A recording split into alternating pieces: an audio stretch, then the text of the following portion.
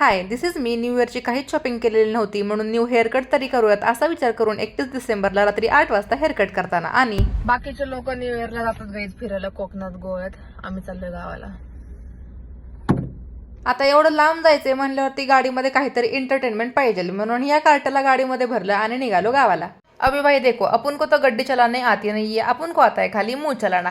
Front सीटवर बसून passenger प्रिन्सेसची treatment घेऊन तासभर पण झाला नाही तोपर्यंत भूक लागली म्हणून नाश्त्याला गाडी थांबवली. आणि आज आमच्या भाऊरायांचा लागणार होता रिझल्ट. त्यांनी 100% काहीच अभ्यास केलेला नाहीये याची गॅरंटी मला होती म्हणून अशक्य ही शक्य करतील स्वामी या वाक्यावरती भरोसा ठेवून त्याला म्हणलं, भावा चल आज मस्तपैकी माझ्या पैशाचा तुला चहा पाजते, पण भाई पास असू फेल असू अजिबात टेन्शन घ्यायचं नाही. हम हमारी मौज में दुनिया हमारी खौज में असं म्हणत जगायचं. पण भाई रिझल्ट आज लागणार हे बघून माझी मम्मी मोक्कर टेन्शन मध्ये गेलेली होती, पण माझ्या भावाला काहीच फरक पडत नव्हता. आम्ही गावाला काही डॉक्युमेंटेशनच्या कामाने आलो होतो आणि नवीन वर्षाची सुरुवात मला तुळजापूर आणि अक्कलकोट पासून करायची होती. बट महिनाभर आधी प्लॅन करून सुद्धा ते सक्सेसफुल होत नव्हतं.